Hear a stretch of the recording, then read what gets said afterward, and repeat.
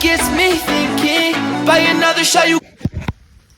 Hello guys, welcome back to my channel once again. Ngasidi khara kuira matungda video thagale ai narure aduna video ma ina namge na khanba video ma nam hodre ado matungda tanja saba leraga di amu namjarake ngasidi title ga thumbnail ga ura khangbiramani ai huji kai chatoino haibdo ai huji mauda flower gi shopping chatoine ado mayam khangbi ba mayam budi yaramani mauda lai phaja phaja ba mayam yole akoi ahamba nate hi chatoise ko aduga ayamba akoi gi lai singju mauda gi lera aga akoina sadok ba haitare ama khak lera aga mathang thang sadok aga akoi yumda pal mayam do lai do du maina pan mane khara mana maru dai thaba ado chatla kanda khangbi ba mayam amudi khangbirangani adu oraga ju khangdaw mayam amsu ngasi dei khangbi horo mause khoi kasu yam kana lappo oide imphal dagi aduga lay yam pamba khoi gi flower lover kangu gi di mause yam the perfect place ne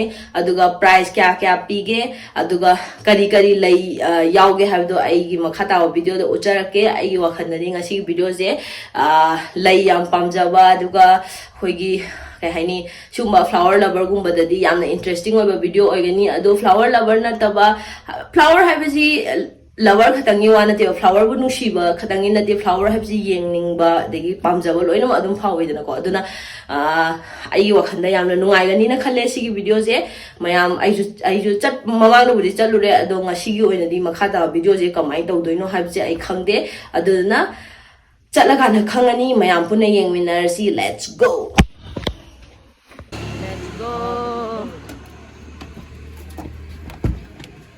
Nanaw ko ne. Tare. Nanaw man ta kini man bro.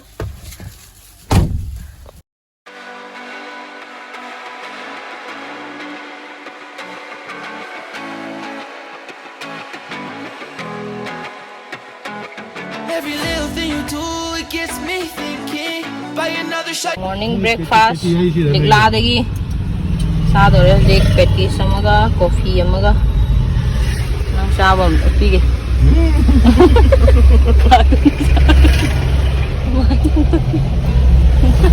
You got me drinking. Girl, you shut me down and there's no witness. Got me in my feels, she would never listen. All the alcohol is in my liver. I guess I lost and you're the winner. Missing your touch, you were a good kisser. I was born a saint, but now I'm a sinner. Falling for you. For you.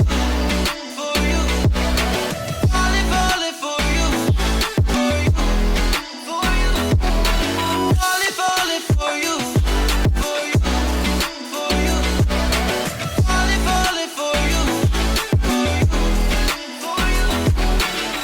All the times with you, they just fly by. All the memories pop up on my timeline. Change your colors on me like you're a tie-dye. Got me falling for you. Zig. Wow.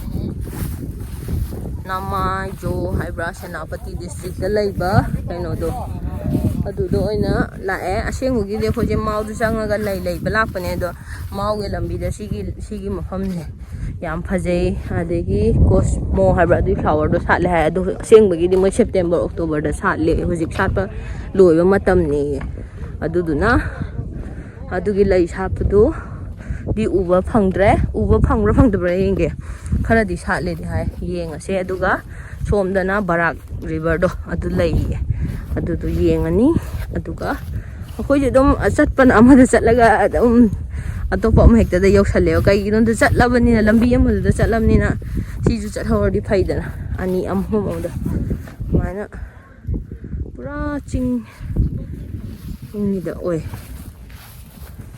yam peaceful oi mi yam leite wow ni khadi chatle September October da yam phajai ye lai satni chatlamani da mi atai di pura ching maton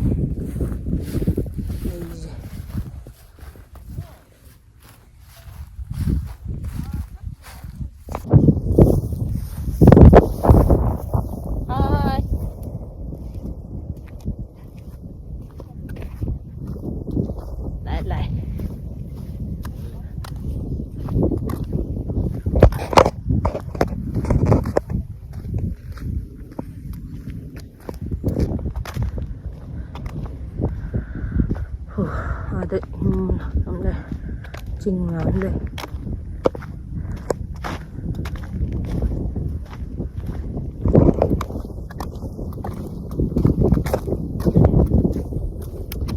Cũng sẽ tiếp ra pure này.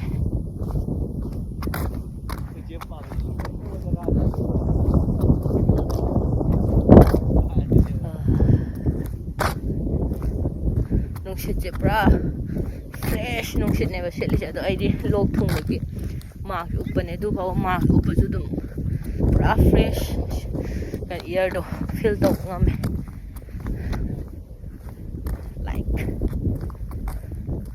ai di yamna kan oi bam pham je chat pam de ba lang pham je du smai na peace oi ba mi am lek ta ba pham je sini aina chat papa me je khara leraga hoji chahi amani leraga ai thanda solo trip chat kani mi ka am pu da bi dai thanda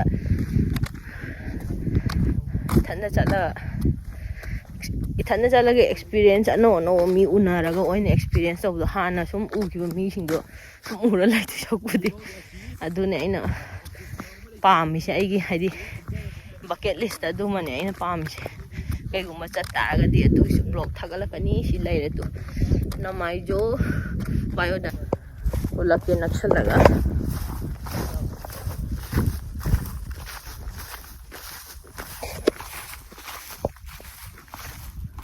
ya sat ke bina du ada na sat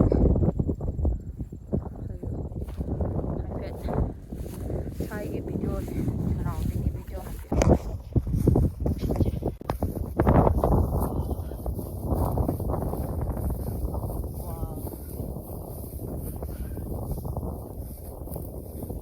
Sidorga ay barak to rin gidong halake to ala sijeli je mal sijeli to rin sijeli je on no wale ndaya jala hangde ndaya dem ulake pura chingdane nice.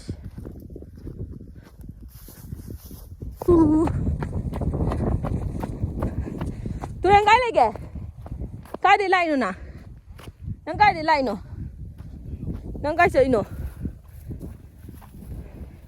ha som da lai tulen di som da by another shot you got me drinking. Girl, you shut me down and there's no witness. Got me in my feels, she would never listen. All the alcohol is in my liver. I guess I lost and you're the winner. Missing your touch, you were a good kisser. I was born a saint, but now I'm a sinner. Falling for you. For you, for you. Falling for you. For you, for you. Falling for you.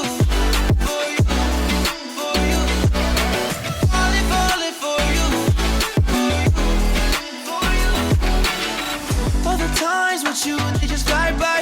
All the memories pop up on my timeline. Change your colors on me like you're a tie-dye. Got me falling for you, I ain't talking skydive.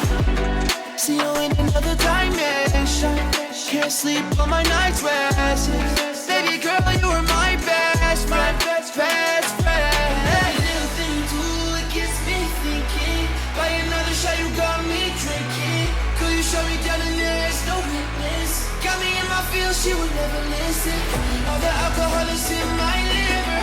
I guess I lost and you're the winner. Missing your touch, you were a good kisser. I was born to sing, but now I'm a sinner. Falling for you. For you. Lấy hai đợt scenic đầu vàng lẩu hoa lẩu turian gì nè con chỉ đấy riêng hả gì thà là turian nó cũng lạ cái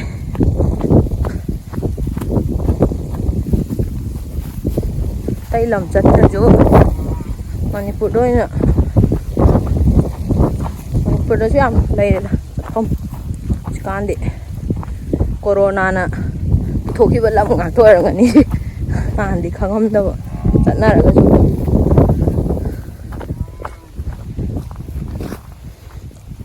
ꯑꯩꯈꯣꯏꯅ late ꯀꯃꯔꯅꯤꯅ ꯀꯣꯔꯣꯅꯥꯒꯤ ꯃꯇꯨꯡꯗ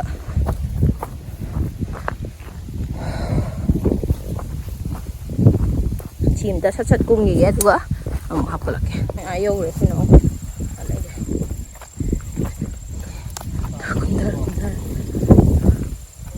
ꯅꯩ ꯍꯨꯁ ꯁꯦꯠꯊꯗꯧ ꯃꯥꯜꯂꯦ ꯁꯤꯗꯤ ꯇꯨꯡ ꯌꯧꯔꯦ ꯆꯤꯡꯗꯩ ꯁꯨꯝ ꯀꯨꯝꯊꯔꯛꯏꯅꯦꯕ ꯑꯩ ꯁꯠ ꯁꯠ ꯀꯨꯝꯃꯒ ꯑꯃꯨꯛ ꯎꯠꯆꯔꯛꯑꯒꯦ ꯔꯤꯚꯔ ꯍꯟ ꯇꯧꯕ ꯂꯥꯛꯄ ꯌꯧꯔꯦ ꯇ꯭ꯔꯦꯛꯀꯤꯡ ꯂꯣꯏꯔꯦ ꯑꯗꯨꯗꯤ ꯀꯦꯂꯣꯔꯤ ꯀꯌꯥꯅꯣꯝ ꯂꯧꯊꯣꯛꯈ꯭ꯔꯦ ꯁꯤ ꯑꯣꯏꯔꯝꯒꯅꯤꯌꯦ ꯐꯥꯏꯅꯦꯜꯂꯤ ꯌꯧꯔꯦ ꯋꯥ ꯕꯔꯥꯛ ꯔꯤꯚꯔ ꯌꯧꯔꯦ ꯃꯥꯏ ꯇꯥꯗꯦꯅꯦꯗꯤ ꯂꯥꯟ ꯌꯥꯅꯤ ꯑꯗꯨ ꯀꯥꯏꯗꯒꯤ ꯁꯤꯗꯒꯤ ꯁꯤ ꯆꯤꯡ ꯃꯇꯣꯟꯗꯩ ꯀꯨꯝꯊꯔꯛꯑꯒ ꯂꯥꯛꯑꯒ ꯁꯤꯗ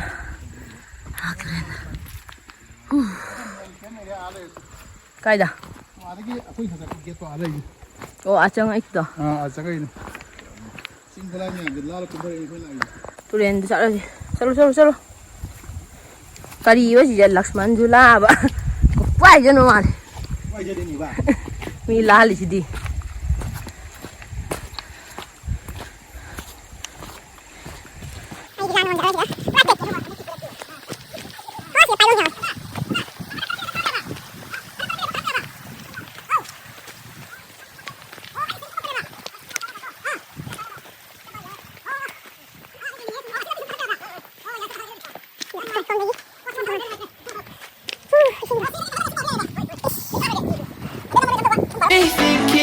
Buy another shot, you got me drinking. Girl, you shut me down in there. Wow, ising이 꿀잉 없네. Mamaya tayo mi. Nung ay kung tungam dari sendan do lang adam kumna. Som de som na ninge lalo lang. Thua lalo. Tong de lo ke. Nung ay ro chu la ga lan do. Ahoy cái đồ này tôi lên ngoan mua ngoan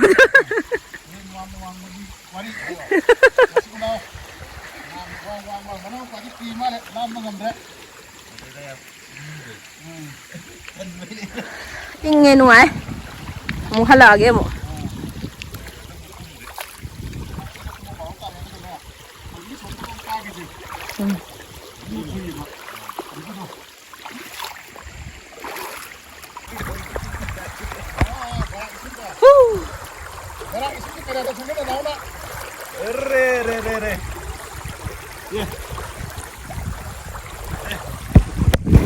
No witness, got me in my feels, she would never listen.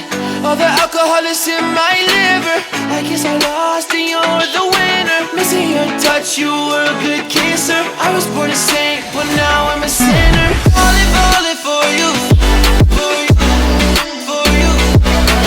Falling for you. Rồi 지금 사온 거 하더래. 나올라 남기겠디. 가리다. 오, 가란다. 지금 가더래.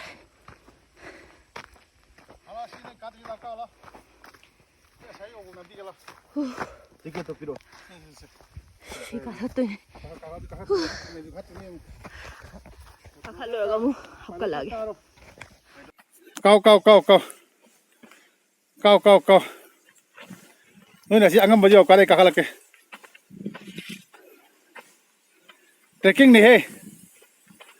Trekking nih chalo.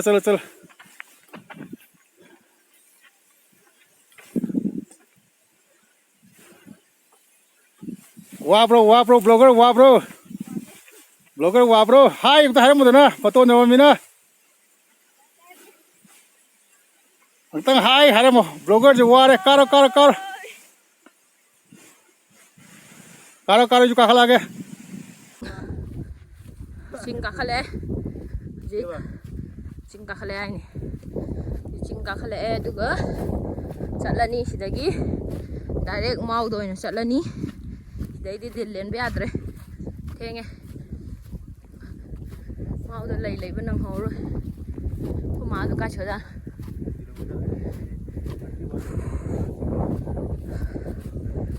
Turenda komodo khwai nuai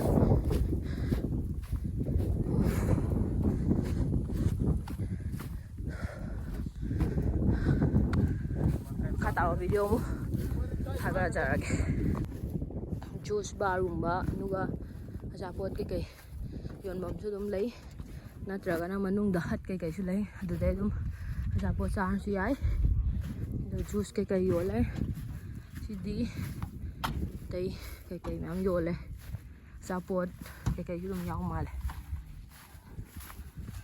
let's go singam thake Falling for you, for you, for you. Falling for you, for you. All the times with you, they just fly by. All the memories pop up on my timeline. Change your colors on me like you're a tie-dye. Got me falling for you, I ain't talking skydive. See you in another dimension. Can't sleep on my night's rest. Baby girl, you were my best friend, best friend. That little thing too, it gets me thinking. By another shot, you got me drinking. Could you show xin một số người mau rồi đấy thì phải lấy chứ hàng vô làm đấy view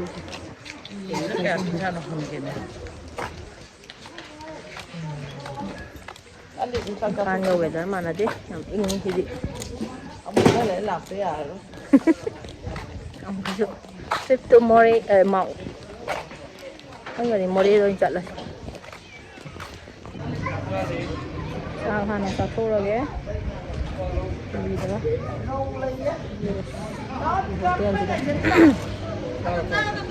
nữa mai lạc sẽ đi khăng gì đó bà bà thuộc cái đồ bộ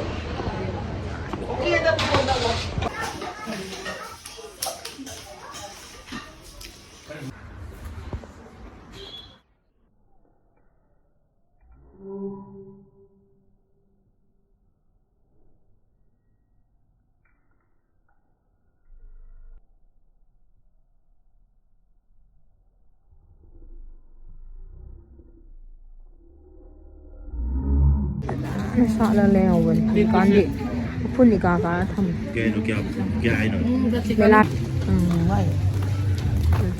không có để mình để vào cái gì Pali termo de lega halle ba.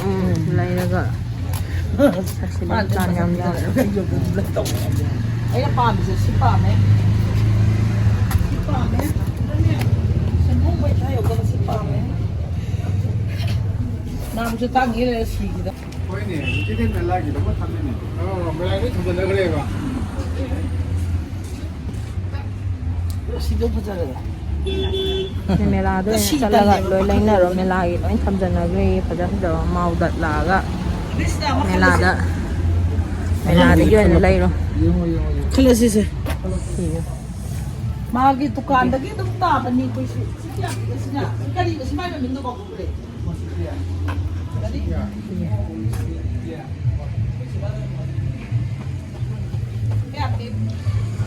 เมลาอยู่เนี่ยเราทำจันทร์เลยเลยสิ่งเดี๋ยวเมลาด้วยพอจะพูดถึงอันนี้เมาดัดเมลาลักปะทางกูดิที่เดี๋ยวพอจะป่านมาเลยนะฮะมึงคือมาว่างที่เดี๋ยวชุลาก็เลยสิได้งักแต่เนี่ยเรากรีดจะฮีเขาดิ้งไงสิได้กินเราสิดูการเด็ดมันเราอีกแบบ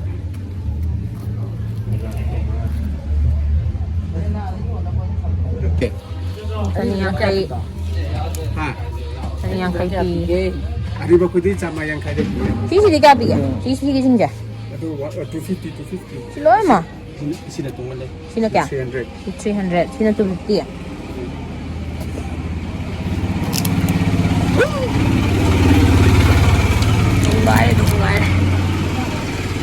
เดี๋ยวกินให้เลยได้อีกsige lay yan was diba sige lupa kun pi o sige yon lay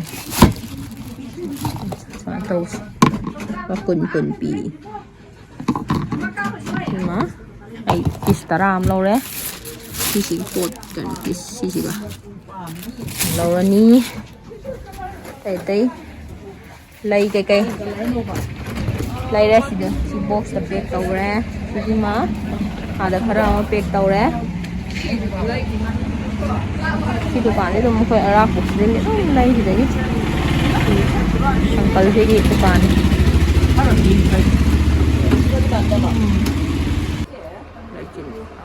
ꯊꯥꯔ ꯁꯣꯝꯗꯒꯤ ꯅꯥꯒꯥꯂꯦꯟ ꯆꯠꯈ꯭ꯔꯅꯤ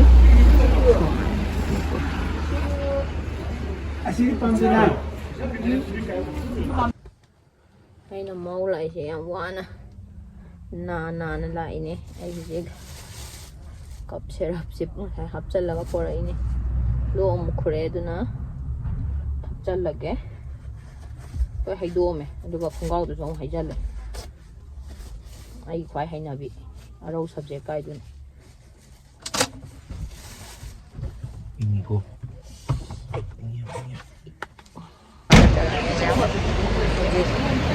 ꯃꯥꯎꯒꯤ ꯑꯣꯏꯅꯗꯤ marketing ꯂꯣꯏꯔꯦ ꯃꯥꯎꯒꯤ ꯁꯤꯗ ꯂꯩꯔꯤꯕ ꯁꯤ ꯂꯩ ꯃꯌꯥꯝꯁꯦ ꯅꯍꯥꯟꯋꯥꯏꯗꯤ ꯌꯥꯝ ꯊꯤꯅ ꯃꯈꯜ ꯃꯈꯜ ꯌꯥꯎꯔꯝꯕꯅꯦꯕ ꯍꯧꯖꯤꯛ ꯌꯧꯗ꯭ꯔꯤꯁꯦ ꯁꯉꯥꯏ ꯐꯦꯁꯇꯤꯚꯦꯜꯒꯤꯅꯦꯌꯦ ꯁꯉꯥꯏ ꯐꯦꯁꯇꯤꯚꯦꯜꯗ ꯄꯨꯊꯣꯛꯅꯕ ꯂꯣই ꯊꯝꯖꯟꯅꯈ꯭ꯔꯕ ꯍꯥꯟꯅꯗꯤ ꯌꯥꯝ ꯌꯥꯎꯔꯝꯕꯅꯦꯕ ꯍꯟꯗꯛꯇꯤ ꯃꯣꯏ ꯊꯝꯖꯟꯅꯈ꯭ꯔ ꯃꯥꯜꯂꯦ ꯑꯗꯣ ꯁꯉꯥꯏ ꯐꯦꯁꯇꯤꯚꯦꯜꯗꯗꯤ ꯂꯣꯏꯅꯃꯛ ꯎꯕ ꯐꯪꯒꯅꯤ ꯃꯥꯎꯒꯤ ꯂꯩ ꯐꯖ ꯐꯖꯕ ꯃꯌꯥꯝꯗꯣ ꯑꯗꯣ ꯃꯥꯎ ꯁꯉꯥꯏ ꯐꯦꯁꯇꯤꯚꯦꯜꯗ ꯑꯣꯏꯅ ꯃꯌꯥꯝ ꯂꯥꯛꯑ ꯌꯦꯡꯕꯤꯔꯣ ꯑꯩꯈꯣꯏꯒꯤꯗꯤ ꯉꯁꯤ ꯁꯉꯥꯏ ꯐꯦꯁꯇꯤꯚꯦꯜꯗ ꯉꯁꯤ ꯑꯣꯏꯅ ꯂꯥꯛꯊꯣꯛꯈ꯭ꯔꯕꯅꯤꯅ ꯎꯄꯥꯏ ꯂꯩꯇꯦ ꯑꯗꯣ ꯑꯩꯈꯣꯏ ꯁꯤꯗ ꯑꯃꯨꯛ ꯉꯥꯏꯍꯥꯛ ꯈꯥꯝꯃꯦ ꯋꯥꯏ ꯋꯥꯏꯁꯤ ꯈꯪꯗꯦ ꯁꯤ ꯄꯣꯠ ꯆꯩ ꯂꯩꯔꯦꯀꯣ ꯚꯦꯖꯤꯇꯦꯕꯜ ꯃꯥꯔꯀꯦꯠ ꯈꯔ ꯇꯧꯏ ꯑꯗꯒꯤ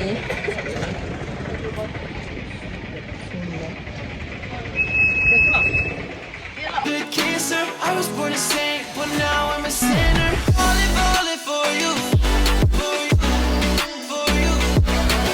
Falling for you, for you, for you. Falling for you, for you. 시신제 해글래 시신제네 레레 이제 레레 시시가 시시에 마이멈멈네 우드 시신제 그냥 럭소간데디 우라니 나오라니나 시신제 레레 ꯌꯥꯝꯅ ꯌꯣꯜꯂꯝꯗ꯭ꯔꯦ ꯉꯁꯤꯗꯤ ꯃꯌꯥꯝ ꯑꯩꯁꯤ ꯌꯨꯝ ꯍꯜꯂꯛꯑꯦ ꯂꯣꯏ ꯂꯣꯏꯁꯤꯜꯂꯛꯄꯗ ꯄꯨꯡ 8:30 ꯇꯥꯔꯦ ꯑꯗꯨꯅ ꯚꯤꯗꯤꯑꯣꯁꯦ ꯁ꯭ꯋꯥꯏꯗ ꯂꯣꯏꯁꯤꯟꯖꯔꯒꯦ ꯃꯌꯥꯝ ꯚꯤꯗꯤꯑꯣꯁꯦ ꯅꯨꯡꯉꯥꯏꯕꯤ ꯇꯥꯔꯗꯤ ꯂꯥꯏꯛ ꯁꯤꯌꯔ ꯑꯦꯟ ꯁꯕꯁꯀ꯭ꯔꯥꯏꯕ ꯇꯧꯕ ꯀꯥꯎꯕꯤꯔꯝꯒꯅꯣ ꯑꯗꯨꯒ ꯑꯅꯧꯕ ꯌꯦꯡꯕꯤꯕ ꯃꯌꯥꯝ ꯑꯉꯥꯡꯕ ꯃꯆꯨꯒꯤ ꯁꯕꯁꯀ꯭ꯔꯥꯏꯕ ꯊꯥꯕ ꯕꯇꯟꯗꯨꯗ ꯑꯃꯇꯪ ꯁꯠ ꯅꯝꯖꯟꯕꯤꯔꯝꯃꯣ ꯑꯩꯒꯤ ꯁꯕꯁꯀ꯭ꯔꯥꯏꯕꯔ ꯈꯤꯇꯪꯗ ꯑꯣꯏꯔꯁꯨ ꯍꯦꯟꯒꯠꯄꯗ ꯃꯇꯦꯡ ꯄꯥꯡꯕꯤꯌꯣ ꯃꯌꯥꯝꯒꯤ ꯁꯕꯁꯀ꯭ꯔꯥꯏꯕ ꯕꯇꯟ ꯑꯃꯈꯛ ꯅꯝꯕꯗ ꯄꯩꯁꯥ ꯀꯩꯁꯨ ꯇꯤꯡꯕ ꯅꯠꯇꯦ ꯖꯁ ꯑꯩꯒꯤ ꯁꯞꯄꯣꯔꯠꯅꯦ ꯑꯗꯣ ꯃꯌꯥꯝ ꯁꯞꯄꯣꯔꯠ ꯇꯧꯕꯤꯌꯣ ꯑꯗꯨꯒ share su mayam tawbiro ado ngasi gi oina di video je side loisalage thank you so much for watching see you again in my next video peace